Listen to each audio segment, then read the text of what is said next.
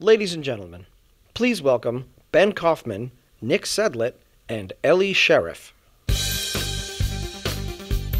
Hey, great to see you. Thanks for being here. Hey, good to see you, Nick.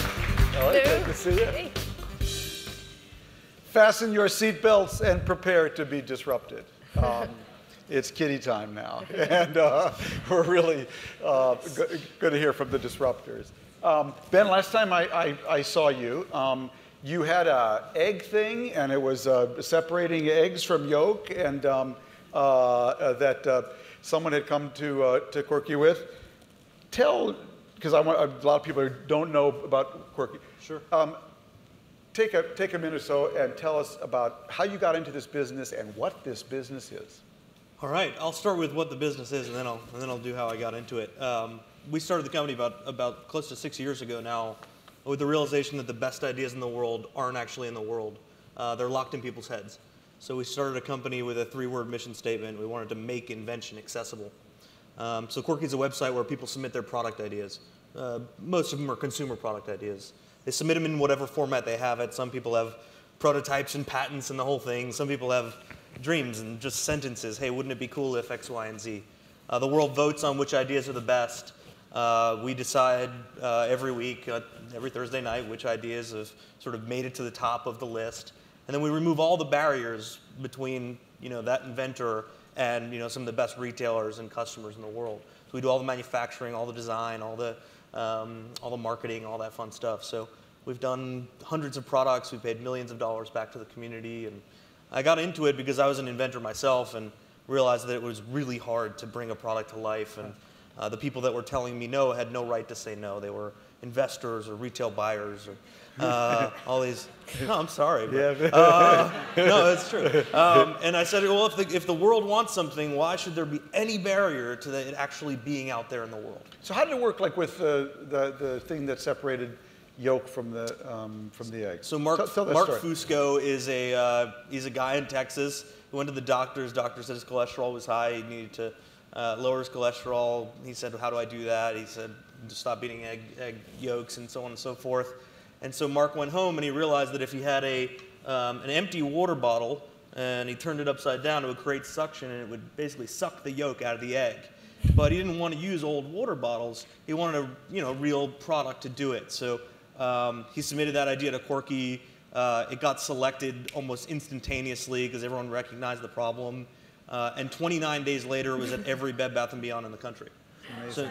So not only do we find these great ideas, but we really accelerate that path to mass distribution. Just real quick, walk us through those 29 days. What happened next, and then next, and then next? Oh man, so we chose the idea. We realized, well, it's really just a suction, right? It's sort of that top end of a basting thing that you would use in Thanksgiving. Yeah. Took that and sort of created a design with the community.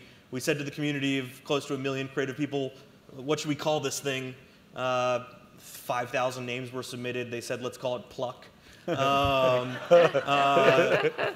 We then passed it off to our Hong Kong office. They found a manufacturer that would tool up in, I think it was 12 days. Got a couple tooling samples, refined the stuff. During that 12 days, our sales team was at Bed Bath & Beyond and Target and all the top retailers in the country saying, hey, this is coming down the pipe. Are you ready for it? They said, yes, give us an order. We shipped the stuff, done. Fantastic. It's a great story. Nick, you and Elli also in a really exciting startup, really on the other side of what Ben's doing, which is finding the people for these new jobs that are being invented literally every day.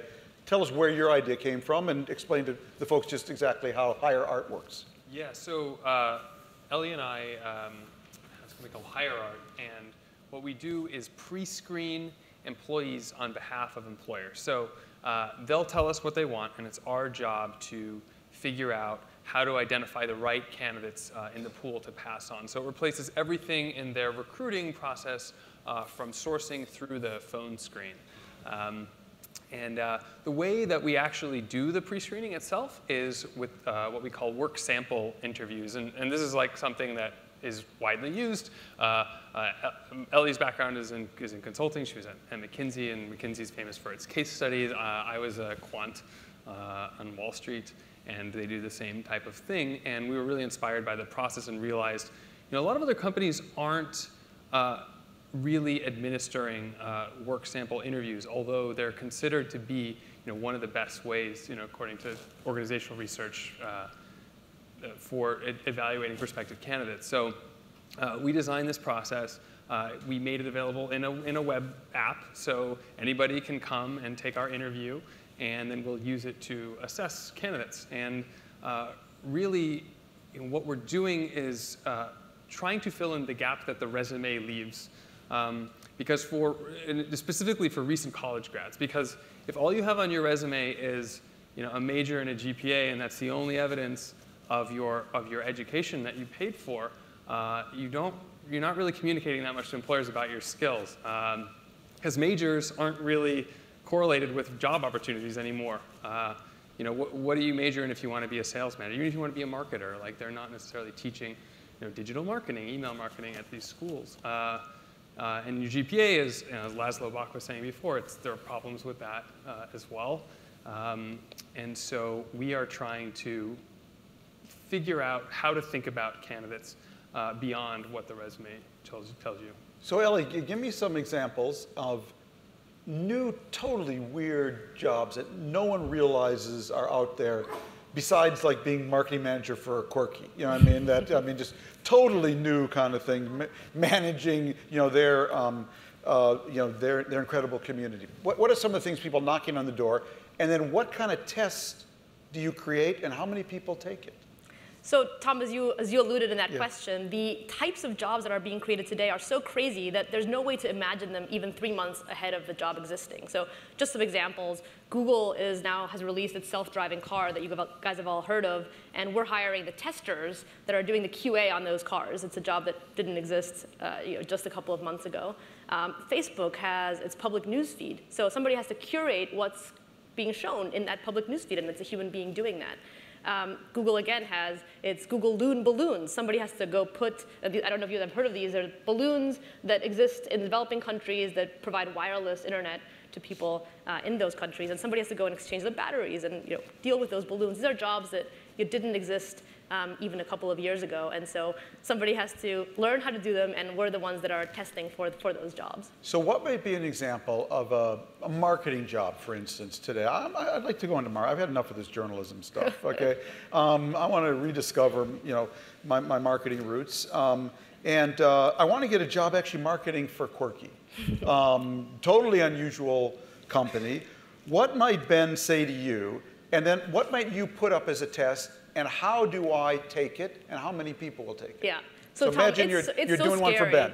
It's so scary to be a job applicant today, because what the companies are asking are things like, how many Twitter followers do you have? And if it's less than 2,000, I'm not even going to look at you. Wow. It might be, tell me how you're going to advertise this conference on Twitter, and I'm going to look at the 500 applicants that took it and decide just based on the tweet. It doesn't matter where you went to school. It doesn't matter what GPA you had. We're hiring you to be a Twitter person, so can you write a tweet about this conference that is actually compelling and is going to get some tweets? And some companies are even doing competitions where they're just saying, hey, everybody can write a tweet, and we'll see which one gets most likes, and then we'll judge you based on that. So it's pretty scary, because you're just being judged on how good your output is, not based on what your experience is or what's on your resume or anything like that. And how many people might apply for a typical job, your Quirky marketing job? Sounds like a pretty cool job to me. A pretty cool job. We're going to get about 800 applications completed for that job, and only one of those people is going to get that job, right? So it's such a competitive environment that even if you're very good, you have to go above and beyond to showcase why you're so good and to make the point to the company. So Ben, you're actually creating some of these new jobs for Nick and Elli. What has Quirky done for inventors and inventions? Well, I think what it does is it unlocks a type of invention that really has never existed in the world. Inventions from real people. Not people that work at big companies or in a research lab have off in the access forest. to capital or whatever it might be. It's real people with real problems sitting in their living room and saying, you know what, I could find a better way to hang this dress or lock this door or turn my air conditioner on. My favorite recent story is this 65-year-old dude from Columbia, Maryland. He just retired from the Department of Energy. which actually is the governing body over appliances, and they have Energy Star and all that stuff. And he just retired from the Department of Energy. He's like, window air conditioners are terrible. We need to reinvent the window air conditioner. He went to Quirky. He saw we were partnered with GE, and he really literally reinvented the window air conditioner. He made it smart, so it's predictive. It knows when you're on your way home. It starts cooling your apartment down. It knows your cost of energy, when peak periods are, all this stuff. And Garth and Leslie has never had an opportunity to invent in the world before, and now he does. And there's thousands of New York City apartments, literally 120 days since he submitted his idea to Quirky.com, who already have his air conditioner in there. Amazing. And so, what happened that made all this, that kind of quick turnaround so possible? I mean, the speed to manufacturing is, I would attribute it most to the reduction of politics, or really the elimination of politics in product development. In big companies, you have an idea, then you got to get gated approvals and so on and so forth. Because we make decisions and make products based upon what the world wants, when the world wants it, the company doesn't think twice. It knows the world wants it. It knows it should exist. And so there's no barriers to that product actually shipping. Then it's just doing it. Yeah, beyond that, you have things like 3D printing. You have things like accelerated shipping routes and all of this stuff. Stock parts, mud bases of hardened steel tools, all these different things. But really, it's taking politics, taking the ego out of companies. Amazing. Nick, you see so many job applicants, you and Elli. What's the biggest mistake? Truth in Advertising, I've written about Nick and Elli's companies. I'm so fascinated by it, and I'm one of the points you made in the past to me is that people actually don't know how to do a job interview. Yeah, that's right. That's one of the biggest low-hanging fruit is just doing a better interview. What kinds of things do you see? What are mistakes that people One make? of the biggest things is people don't know how companies work. Even in their 2 years out of college, and certainly right out of college or right out of grad school, they don't understand. They're gonna have a boss. They're gonna be on a team. You want to please your boss, but you're gonna probably be checked by the team as well.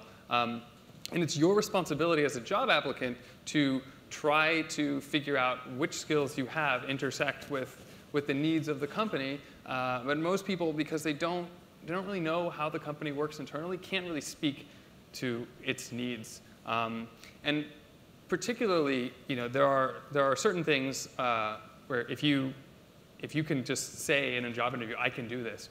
I know how to set up your Google Analytics for you. I know how to run an email marketing campaign. The employer who's doing that every day themselves, that's why they're hiring you to do it.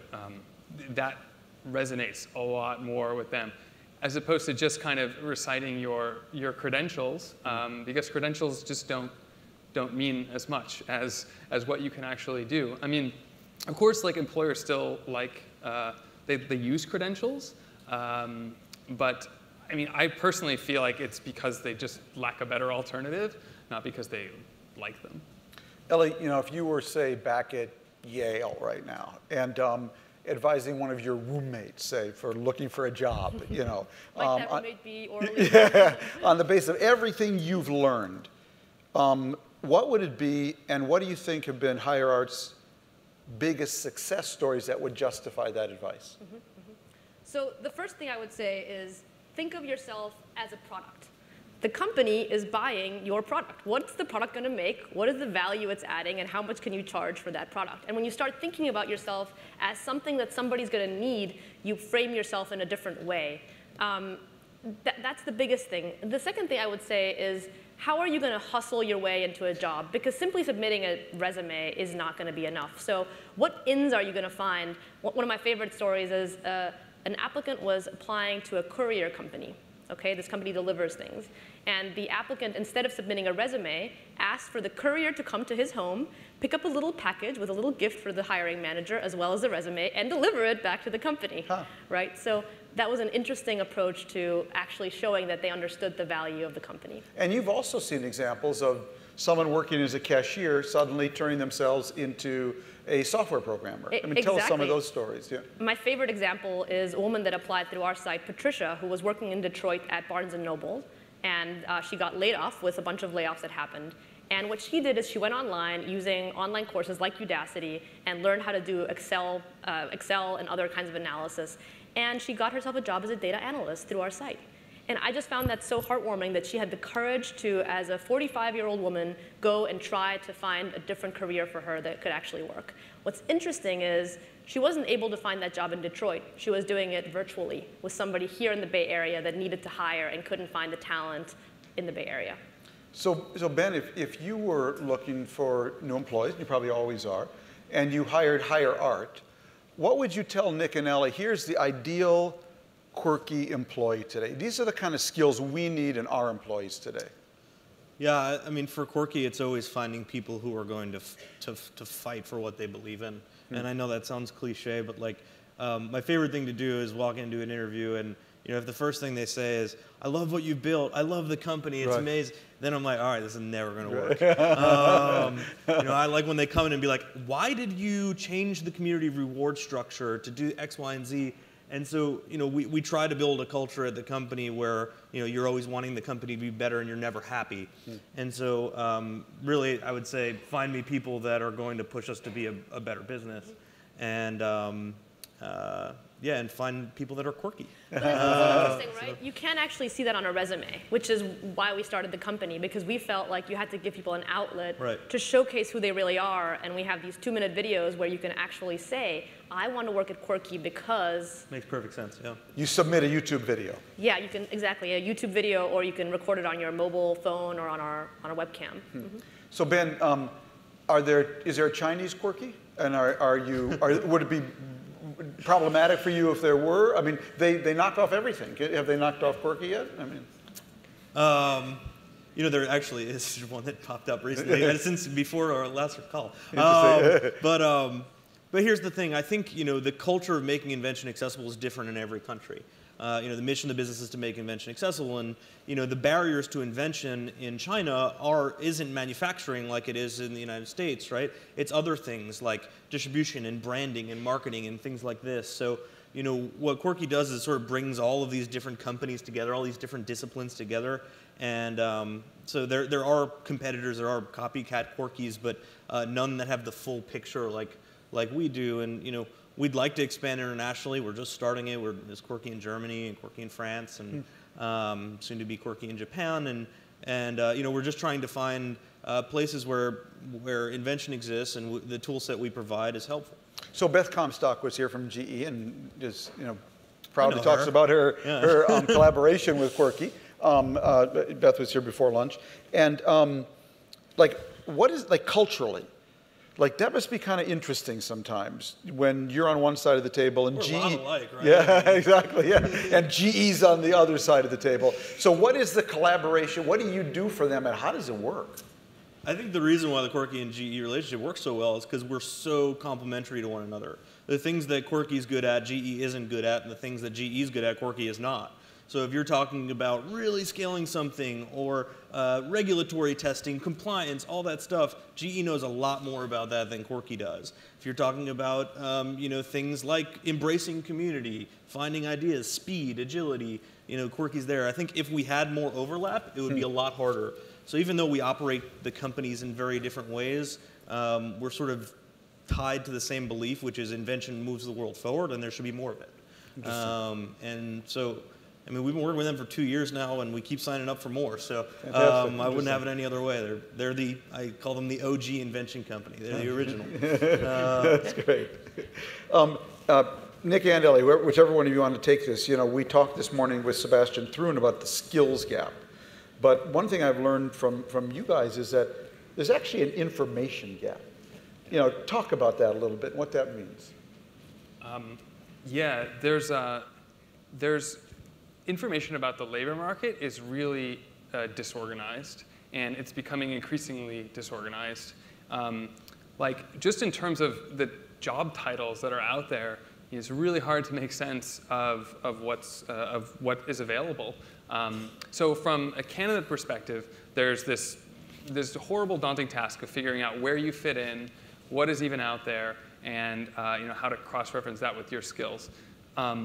At the same time, employers, I mean, are really the reason that that exists in the first place. They don't understand their own jobs even that well. Like there's not a common language for talking about skills, for talking about what a job requires. Everyone kind of makes it up ad hoc. And so it makes it very difficult for them to communicate in a posting what they want. I mean, it's a frustration for us. I mean, we're constantly going back and forth to try to, figure out what is the job you're trying to hire. Figure it out. And it's like this hiring sometimes is this like, just this long drawn out process because, we'll send a batch of candidates, it's not quite right, but you can't really see that until you see examples, and it goes on and on until we figure out what they're really looking for. So, I mean, one thing we would love to move towards is much more rigor around like what are the skills that go into a job. What are the must-haves for this job? What are the nice-to-haves for this job? And we're only just scratching the surface because it's very complicated.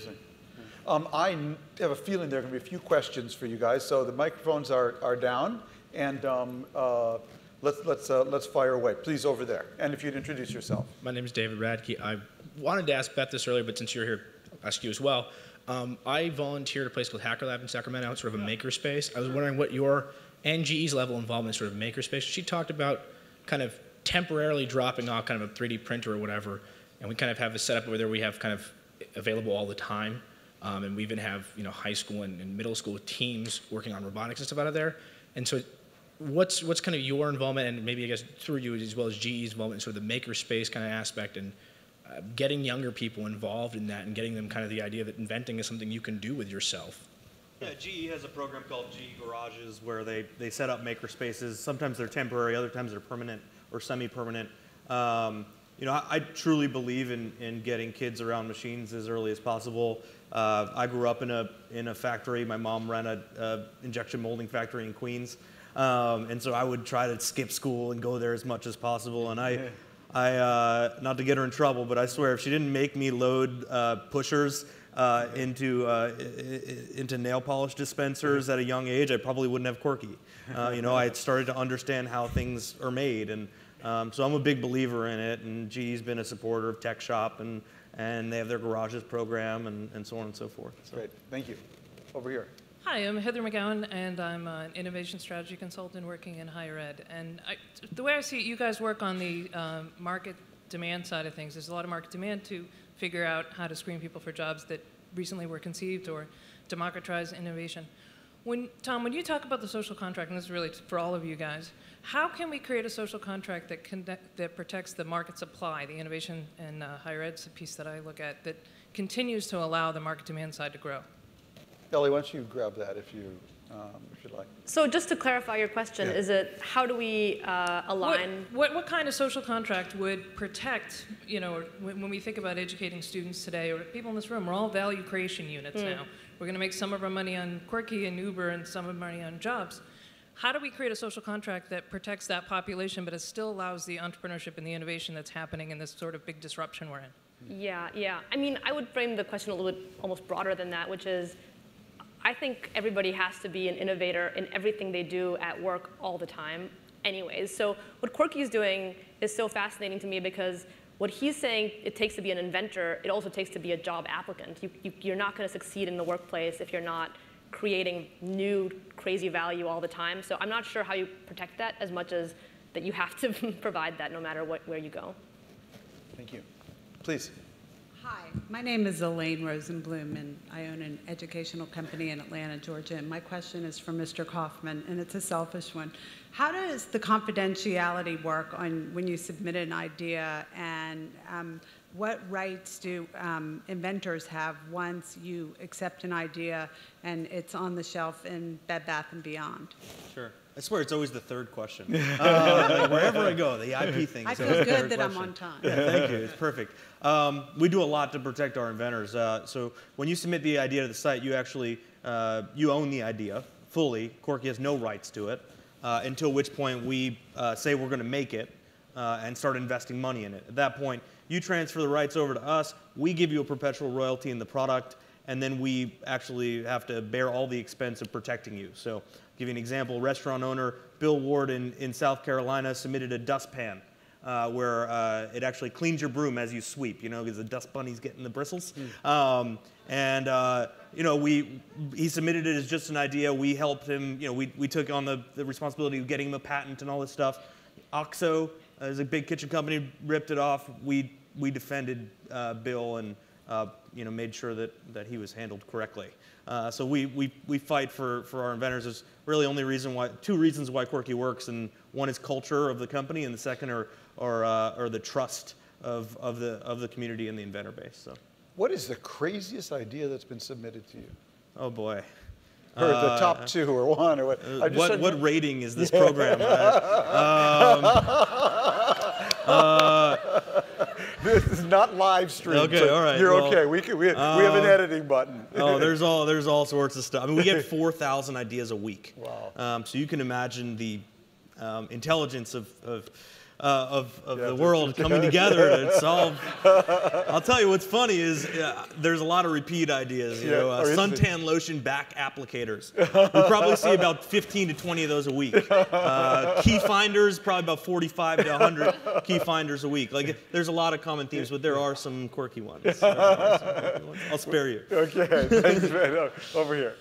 Yeah, I'm Gary Bowles. I'm the co-founder of eParachute, which is bringing the intellectual property of what color is your parachute online. And I guess I just wanted to play off of the previous questioner's question, maybe in a different framing. Elli, I have to, with all due respect, I have to admit, when you said people have to think of themselves as products, it made the little hairs on the back of my neck stand up, because the power dynamic still is very heavily in the hands of the employer. And so I guess, how can you and others help, what's the flip side of HireArt? Is it worker art, or how do you help that individual to be much more of an individual and to be able to find that connection, as opposed to, just making the employer happy by putting Thank you for in that slot question, for because them? I've been telling Ellie and Nick they've got a whole nother business, and that's coaching people how to get a job, having been on the other side of it for so long. Ellie, take that up.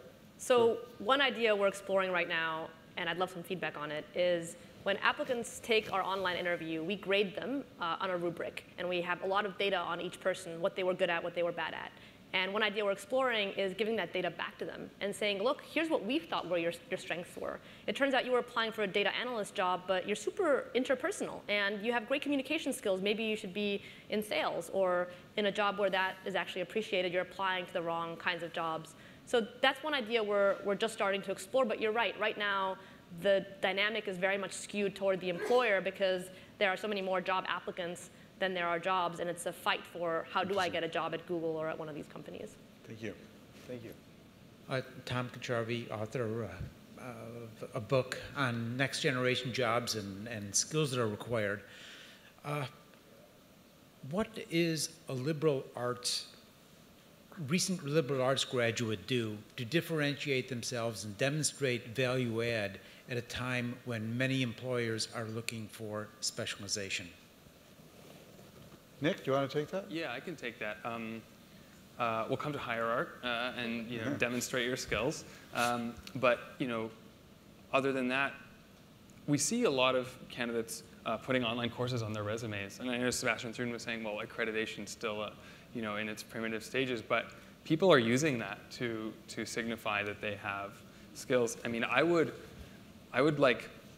look at Manpower's list of the top 10 jobs that are hardest for employers to find employees for, and then train yourself to have those skills. I mean, IT and coding is at the top of the list. Sales managers and sales reps are at the top of the list. I mean, that's something that school does not really prepare people for, but it's in super high demand, and it directly affects companies' bottom line, so they really value that. That's what I would do. But I mean, it's really Quickly, hard. Ben, Ellie, you want to add to that? This is going to have to be our last one. I'm sorry. Anything you'd add to that, Ben? Yeah, just be unique. Find something that sets you apart from everyone else. I mean, I didn't go to college, so I don't really relate. But at the same time, we say at the bottom of every Quirky job description, you say, college degree or really great dropout story. Have a reason why you've chosen the life path you've chosen, and it doesn't matter. And part of that is know thyself. Figure out what you actually bring to the table and then express that vividly. A lot of applicants I speak to, the biggest mistake they make is they actually haven't figured out what they're good at and what they really think their biggest talent is. Thank you guys so much. I really appreciate it. Thank you. Thanks so much. It was fantastic. Thanks.